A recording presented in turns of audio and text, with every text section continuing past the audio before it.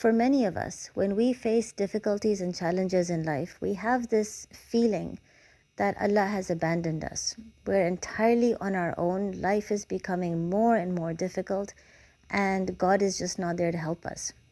In those moments, the story that describes the first encounter between Musa a.s. and Allah is actually beautiful. It's mentioned in Surah Taha, and it describes the incredible mercy of Allah.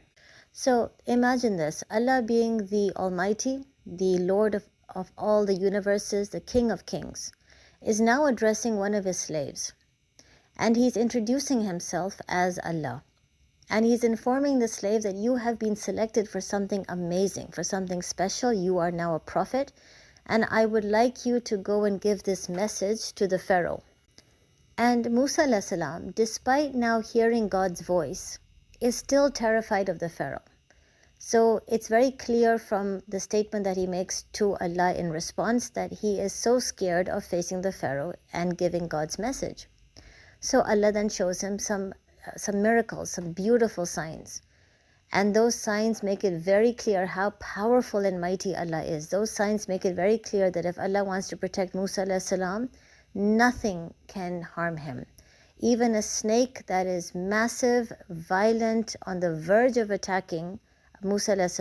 cannot attack him if it is the will of Allah to protect and save him. So it becomes very clear. And so again, Musa a.s. is given the message that go to the Pharaoh and give him the message of God, and you should have this complete certainty that God will protect you. But again, Musa a.s. is terrified. He still complains to Allah that I'm very scared of the Pharaoh. So Allah then reminds Musa a.s. of the time that ever since he was a baby, how Allah has been looking after him, how everything that has happened in his life was not a mere coincidence. Allah throughout has been watching him. Allah throughout has in fact been preparing him for his service.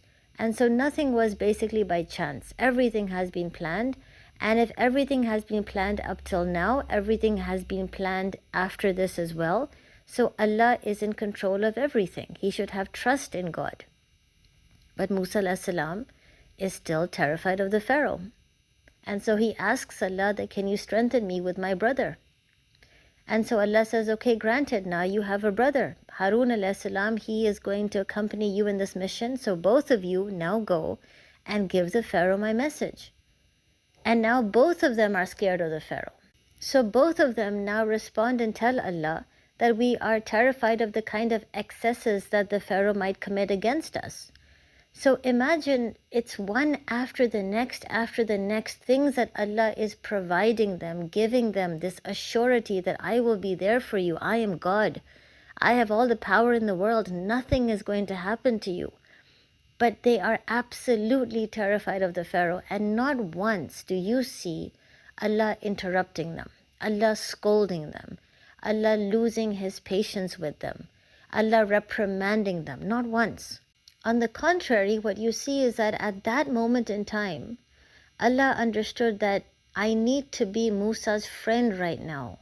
I need to give him that assurity. I need to be patient and loving and calm with him so that he understands that he can trust me, and this mission is something that he can accomplish because I will be there with him. I won't abandon him because I never abandon my slaves. I never abandon my servants. I'm always there with them.